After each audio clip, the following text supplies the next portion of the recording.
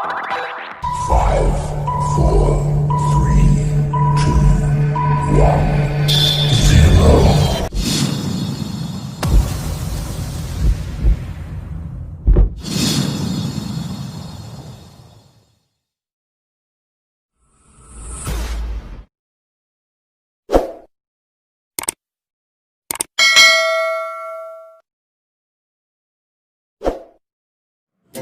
Apa kabar adik-adik?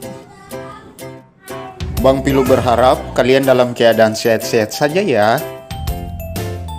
Senang sekali pada kesempatan kali ini Bang Pilu dapat kembali belajar bersama adik-adik dalam channel kesayangan kita, Pijar Ilmu TV.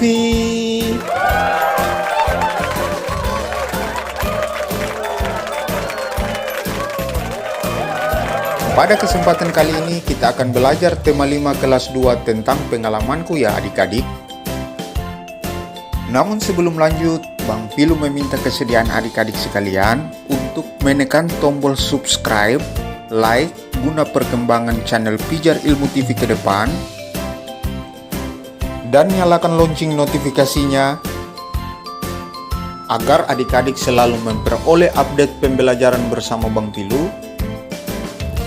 Serta jangan lupa share atau bagikan kepada teman-teman adik-adik sekalian, tentunya agar kita bisa belajar bersama dan bisa cerdas bersama. Nah adik-adik, sekarang coba amati tentang teks pengalamanku di samping. Setiap orang memiliki pengalaman. Pengalaman dapat diperoleh di mana saja, seperti di rumah, sekolah, dan di tempat bermain. Pengalaman juga dapat diperoleh di tempat wisata ya adik-adik. Seperti halnya pengalaman Beni.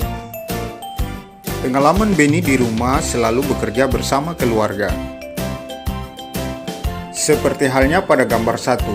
Saat di rumah, Beni dan keluarganya bekerja sama membersihkan halaman bunga milik mereka. Pada gambar 2, Beni pernah memenangkan lomba baca puisi di sekolahnya ya adik-adik. Sementara pada gambar 3, saat di lapangan, Beni sangat berpengalaman bermain gala asing. Dan yang tak kalah menarik adik-adik pada gambar 4. Ternyata Beni pernah berwisata ke Raja Ampat loh adik-adik. Walah, bukan main ya si Beni. Bang Pilu aja belum pernah berwisata ke Raja Ampat. Jadi adik-adik, tahukah kalian kalau Raja Ampat itu adalah salah satu tempat wisata yang berada di Provinsi Papua Barat ya adik-adik. Di sana pemandangannya indah sekali.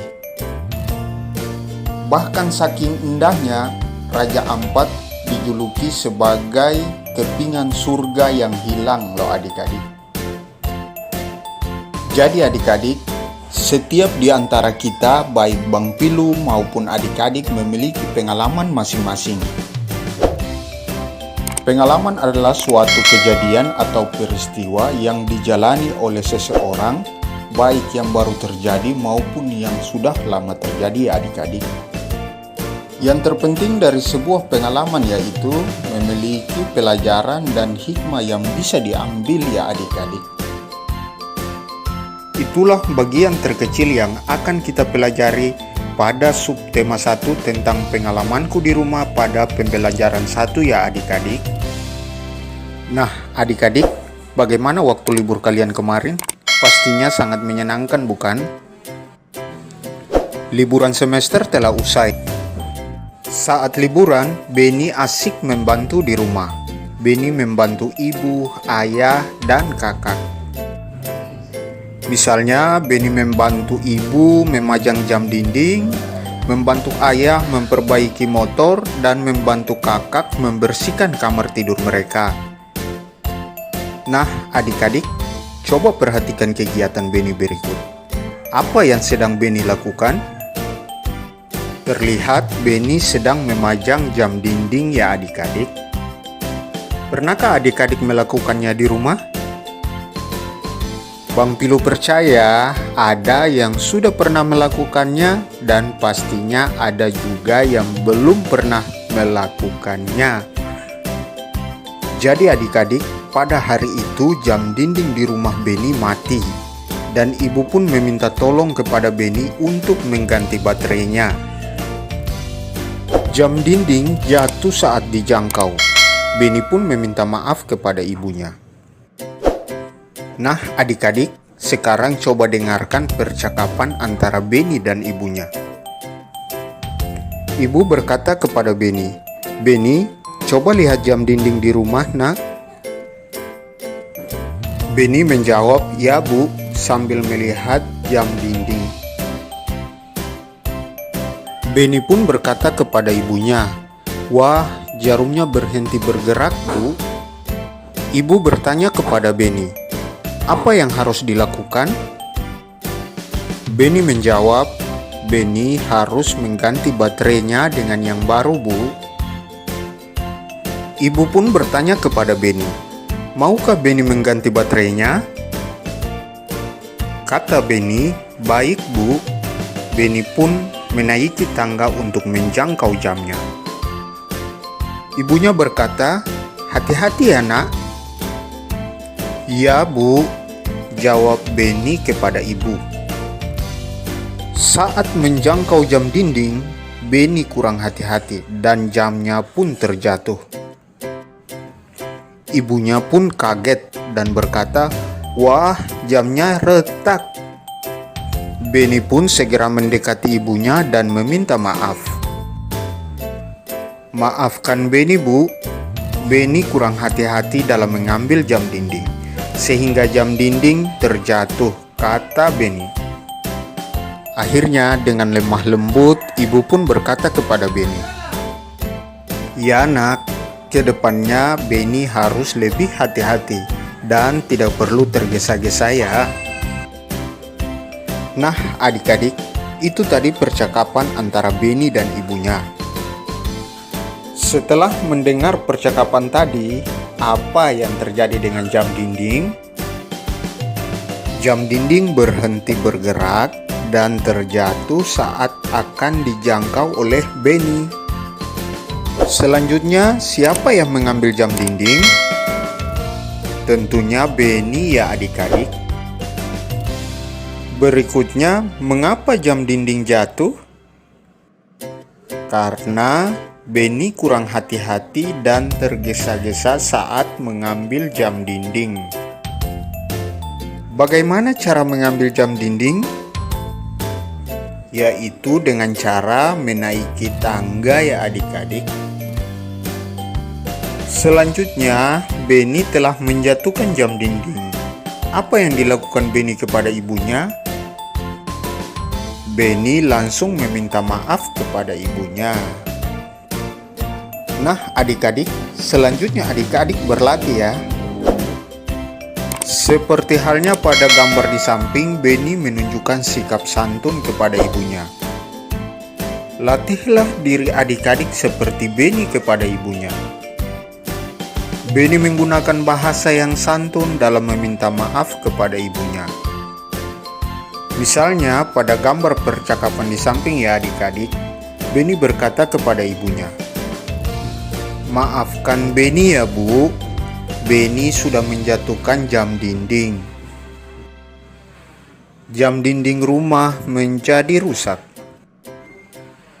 Ibu pun membalas Beni dengan berkata, "Iya nak, tidak apa-apa. Ibu sangat berterima kasih karena kamu sudah mau menolong ibu. Lain kali kamu harus lebih hati-hati, kamu tidak perlu tergesa-gesa ya." Jadi adik-adik, di saat kita berbuat salah, baik kepada ibu, ayah, kakak, atau siapa saja, kita harus segera meminta maaf. Begitupun sebaliknya, jika orang lain berbuat salah kepada kita, kita pun harus dapat memberikan maaf kepada mereka. Kalimat permintaan maaf diucapkan saat kita melakukan kesalahan ya adik-adik. Saat mengucapkan permintaan maaf pun kita harus menggunakan bahasa yang santun seperti ucapan permintaan maaf Beni tadi kepada ibunya. Bang Pilu akan memberikan contoh salah satu kalimat permintaan maaf ya adik-adik. Udin berkata kepada Siti, "Siti, maafkan aku ya karena menghilangkan pensil yang kamu pinjami kepada aku kemarin." Nah adik-adik, dari kalimat permintaan maaf di atas, siapa yang meminta maaf? Tentunya Udin ya adik-adik. Selanjutnya, Udin meminta maaf kepada siapa? Ayo adik-adik. Udin meminta maaf kepada Siti. Mengapa Udin meminta maaf kepada Siti? Karena Udin telah menghilangkan pensil kepunyaan Siti. Jadi makna dari kalimat minta maaf di atas adalah Udin meminta maaf kepada Siti karena sudah menghilangkan pensil yang dipinjamkan Siti kepadanya. Selanjutnya adik-adik, Beni teringat tugas dari gurunya. Tugasnya untuk mengukur salah satu panjang benda di rumahnya. Beni pun memilih untuk mengukur jam dinding. Berapakah panjang jam dinding yang diukur Beni? Dan sebutkan alat yang digunakan Beni untuk mengukur jam dinding tersebut. Alat yang digunakan Beni untuk mengukur jam dinding adalah penggaris atau yang disebut juga dengan mistar ya adik-adik. Nah, pernahkah kamu menggunakan penggaris? Tentunya pernah ya adik-adik. Di samping untuk mengukur panjang pensil, buku, dan penghapus, tentunya adik-adik juga menggunakan penggaris untuk menggaris tugas latihan adik-adik pada buku tulis. Sekarang, coba sebutkan satuan ukuran yang ada di penggaris. Jadi adik-adik, satuan yang terdapat atau digunakan pada penggaris adalah sentimeter yang disingkat dengan cm. Alat ukur panjang suatu benda terdiri dari dua jenis, yaitu alat ukur panjang tidak baku dan alat ukur panjang baku ya adik-adik. Alat ukur panjang tidak baku yaitu instrumen yang digunakan untuk mengukur nilai suatu objek dengan hasil penilaian yang tidak tetap. Alat ukur panjang tidak baku misalnya pengukuran dengan menggunakan satuan depa, jengkal, langkah, dan hasta ya adik-adik. Mengapa alat ukur panjang tersebut tidak baku? Karena setiap orang memiliki ukuran depa, jengkal, langkah, dan hasta yang berbeda-beda. Misalnya jengkal Bang Pilu jelas berbeda ukurannya dengan adik-adik ya. Begitupun depa, langkah, dan hasta Bang Pilu jika dibandingkan dengan adik-adik. Sementara alat ukur panjang baku adalah satuan ukur yang sudah ditetapkan secara internasional. Alat ukur panjang baku itu misalnya seperti mistar atau penggaris ya adik-adik. Dengan satuan ukur sentimeter yang disingkat dengan cm, adik-adik bisa dapat mengukur jam dinding, buku, pensil, meja, dan lain-lain. Contoh kedua alat ukur panjang baku yaitu meteran pita. Dengan menggunakan satuan ukur sentimeter atau cm, kita bisa menggunakan meteran pita mengukur tinggi badan kita dan mengukur panjang kain misalnya. Contoh yang ketiga alat ukur panjang baku yaitu meteran gulung atau roll ya adik-adik. Dengan menggunakan satuan ukur sentimeter yang disingkat dengan cm dan meter yang disingkat dengan m, meteran gulung dapat kita gunakan untuk mengukur panjang tanah, meja, pintu, dan lain-lain. Dan yang terakhir, contoh dari alat ukur panjang baku yaitu jangka sorong. Dengan menggunakan satuan ukur cm yang disingkat dengan cm dan mm yang disingkat dengan mm, kita dapat mengukur benda yang berbentuk lingkaran seperti cincin, gelang, lingkar jari, dan lain-lain. Selanjutnya adik-adik, perhatikan percakapan antara Benny dan ibunya. Benny bertanya kepada ibunya, "Bu, apakah nama satuan pada penggaris?" Benny lupa nama satuannya. Ibunya menjawab, kalau satuan ukuran pada penggaris adalah sentimeter. Sentimeter disingkat dengan cm. Benny pun lanjut bertanya, bagaimana cara menggunakannya? Ibunya berkata kalau cara menggunakannya sebagai berikut. Ukur benda dimulai dari angka 0. Angka 0 pada penggaris harus lurus dengan pangkal benda.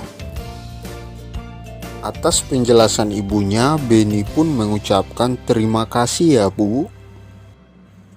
Adik-adik sudah mengetahui cara mengukur benda.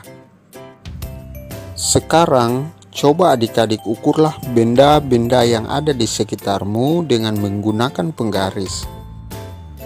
Selanjutnya, adik-adik memberikan keterangan sebagaimana tabel di samping tentang nama benda yang adik-adik ukur dan berapa panjangnya dalam satuan ukur sentimeter yang disingkat dengan cm. Misalnya yang pertama adik-adik akan ukur adalah panjang sebuah pensil dengan ukuran 17 cm. Adik-adik tinggal mengisi pada tabel keterangan di samping. Lakukan selanjutnya pada benda yang lain ya adik-adik. Adik-adik sudah dapat mengukur panjang benda di sekitar adik-adik. Sekarang perhatikan gambar berikut. Pilihlah benda yang dapat diukur dengan menggunakan penggaris dan berikan tanda centang pada kolom yang telah tersedia. Misalnya pada gambar 1 adalah kotak tisu. Kotak tisu dapat diukur dengan penggaris ya adik-adik. Maka selanjutnya adik-adik memberikan tanda centang seperti ini. Lakukan selanjutnya hingga selesai pada gambar 2 yaitu pintu, gambar 3 adalah meja, gambar 4 adalah tangga, gambar 5 adalah figura foto, dan gambar 6 adalah akuarium. Seperti itu ya adik-adik. Sudah tak lazim ya bagi adik-adik lagu yang satu ini, yaitu lagu Pelangi-Pelangi ciptaan Pak Ate Mahmud.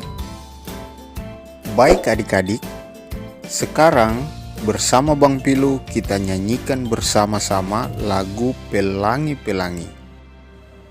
Pelangi-pelangi, alangkah indahmu, merah kuning hijau di langit yang biru. Pelukismu agung, siapa gerangan, pelangi-pelangi ciptaan Tuhan. Terima kasih adik-adik.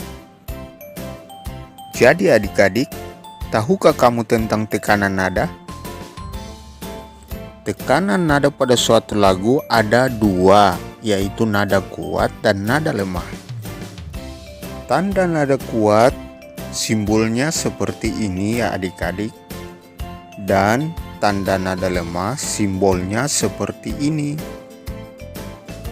Sekarang coba adik-adik garis bawahi teks lagu Pelangi-Pelangi dengan menggunakan garis merah untuk bunyi panjang dan garis biru untuk bunyi pendek.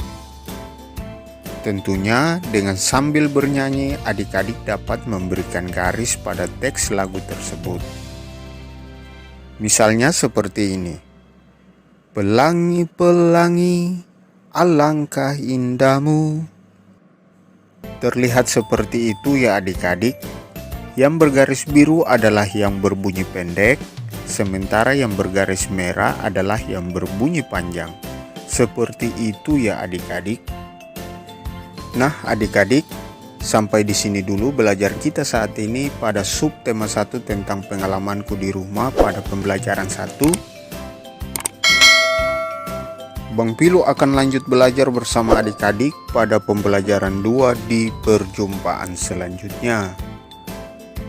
Tetap semangat dan sampai jumpa. Dadah.